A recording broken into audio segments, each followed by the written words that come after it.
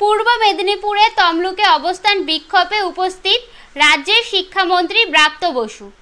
অনশনের 167 ঘন্টা পার হয়ে গেছে। চাকরি প্রার্থীদের অনশন অব্যাহত। সেই অনশনে এসে উপস্থিত হন রাজ্যের শিক্ষামন্ত্রী ব্রাত্য বসু। ব্রাত্য বসু উপস্থিত থেকে অবস্থানরত বিক্ষোভকারী শিক্ষকদের অনশন ভাঙলেন। এই অনশনরত সভায় উপস্থিত ছিলেন রাজীব বন্দ্যোপাধ্যায় সহ তমলুক লোকসভা কেন্দ্রে তৃণমূল প্রার্থী দেবাংশু ভট্টাচার্য। তাছাড়া উপস্থিত ছিলেন রাজ্যের বিভিন্ন নেতৃত্ববৃন্দ এবং অবস্থানরত শিক্ষক শিক্ষিকারা। এই সভা থেকে একের পর এক তীব্র আক্রমণ শোনা যায় ব্রাত্য বসুর মুখে। তিনি বলেন, আমাদের তৃণমূল কংগ্রেসের দল মেহনতের দল, সাধারণ মানুষের স্বার্থে কাজ করে এবং সাধারণ মানুষের সবসময় পাশে থাকবে। এই রকম হঠাৎ করে কর্মরত শিক্ষকদের চাকরি বাতিল করে দেওয়া এক আশ্চর্যপূর্ণ ঘটনা। এই নিয়ে প্রতিবাদ জানাই। এই যারা এখানে উপস্থিত শিক্ষক শিক্ষিরা এত রোদের মধ্যে তারা এই যে বিক্ষোভ দেখিয়ে গেছে তাদের চাকরির দাবিতে পেতের দায়, কিন্তু কেন্দ্র সরকার এবং শুভেন্দু অধিকারী এবং তমলুক লোকসভা কেন্দ্রের প্রাক্তন বিচারপতি অভিজিৎ বন্দ্যোপাধ্যায় যে প্রার্থী হয়েছেন এনারা মিলে এমন ষড়যন্ত্র করে। অভিজিৎ গঙ্গোপাধ্যায়কে ভগবানের মতো যারা মানত সে কিনা বিজেপির হয়ে প্রার্থী হয়েছেন, যা খুব আশ্চর্যপূর্ণ বিষয়। তাই আজকে আমি উপস্থিত থাকায় এই শিক্ষক শিক্ষিকাদের পাশে আছি এবং এনাদের যে অবস্থান বিক্ষোভ রয়েছে, এই অনশন প্রায় 167 ঘন্টা পার হয়েছে। তাই আজকের সবাইকে জলপান করিয়ে তাদের এই অবস্থার বিক্ষোভ সমাপ্ত করলাম।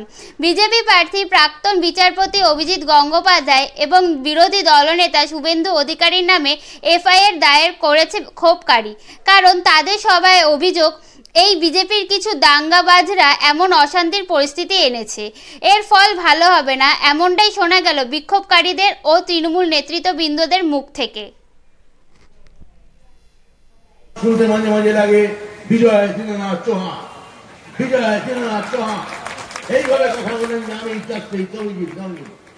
আমি ওনার ধরে নিচ্ছি ওনার কথা ঠিক, যে উনি যে রায় দিয়েছেন উনি বারবার বলেছেন যে আমি ল পয়েন্টে দিয়েছি। আমি সেখানে কোনো আমার বিজেপি সত্তা নাকি কোট আনকোট কোনো কাজ করেন।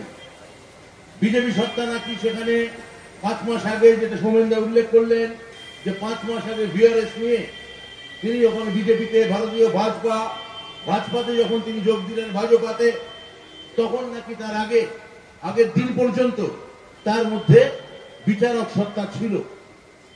আমি শুধু জানতে চাই তার থেকে বিনীতভাবে, যদি আপনার কথা ঠিক বলে আমরা ধরে নিই, আমরা যদি মনে করি যে আপনার কথা ঠিক, তাহলে প্রত্যেকটা আপনার দেওয়া কি সিঙ্গেল বেঞ্চে আমাদের আসলে তৃণমূলের ওপর, মমতা বন্দ্যোপাধ্যায়ের ওপর, তথাকথিত কোট আনকোট ভদ্রলোক শ্রেণীর, তথাকথিত কোট আনকোট এলিট শ্রেণীর একটা যে তীব্র রাগ, একটা যে তীব্র বিভীষা, তাই কখনো গণমাধ্যমের একাংশের মধ্যে দিয়ে, তাই কখনো জুডিশিয়ারি একাংশের মধ্যে দিয়ে, তাই কখনো ওই যাকে বলে ক্রনি ক্যাপিটালিস্ট, ওই জুয়ারি যে পুঁজিতন্ত্র, তার প্রতিনিধিদের মধ্যে থেকে বেরিয়ে আসে।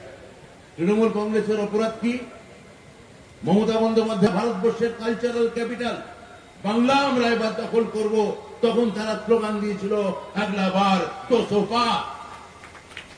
200 পারার কথা তো দূরের কথা, আমরা দেখলাম বাঙালি, বাংলাভাষী, বাংলায় বসবাসকারী মানুষ বিজেপিকে জানিয়ে দিল আগলাবার বিজেপি পগার পা, আগলাবার পগার পা।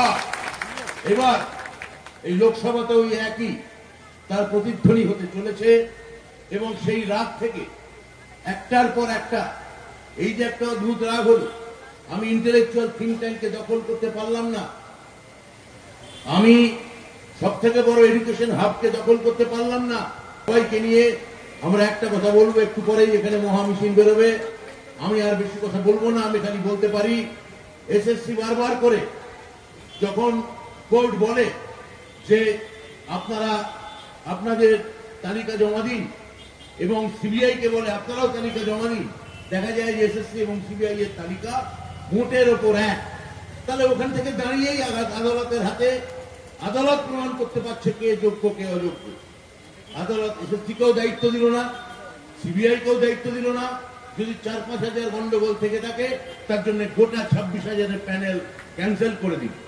কিন্তু যেহেতু এটা এখন আইনি লড়াইয়ের মধ্যে আছে, আমি এটা নিয়ে শুধু একটা কথা বলতে পারি, আমরা মমতা বন্দ্যোপাধ্যায়ের নির্দেশে শিক্ষক নেতাদের আমি অনেক অনেক ধন্যবাদ এবং কৃতজ্ঞতা দেব যে এখানে এত তাড়াতাড়ি এত শিক্ষক গোটা পশ্চিমবঙ্গ জুড়ে জড়ো করতে পেরেছে। নইলে আমি বলছি যে মমতা বন্দ্যোপাধ্যায় গত 11 সাল থেকে মাইনে প্রথম দিনে মাইনে দেওয়া থেকে রিটায়ার প্রায় তমলুকের এই হসপিটাল মোড়ে গত 2-3 দিন ধরে 45 ডিগ্রির উপরে টেম্পারেচার। আমাদের মইদুল ভাই এবং আমরা যারা ছিলাম অনশনরত, আমাদের স্বাস্থ্য ভেঙে পড়ছিল এবং ওরা বললেন যে আপনারা অবস্থানটা চলুক, কিন্তু অনশনটা আপনারা ভঙ্গ করুন এবং আমরা সুপ্রিম কোর্টের প্রতি পূর্ণ আস্থা রেখে সুবিচার পাবো এই আশায় আমরা অনশন কিন্তু ভঙ্গ করব। যদি আপনারা সুবিচার না পান কি সিদ্ধান্ত নেবেন? আমাদের পূর্ণ আস্থা আছে, আমরা সুবিচার পাবো। বার্তাবাবু কি বলে গেলেন শিক্ষামন্ত্রী? শিক্ষামন্ত্রী বলে গেলেন যে যোগ্যরা নিশ্চয়ই তাদের যোগ্যতার বিচার পাবেন এবং যদি দেখা যায় কোনো জায়গায় কোনো সমস্যা হয়েছে সেটা কোর্ট ঠিক করবে।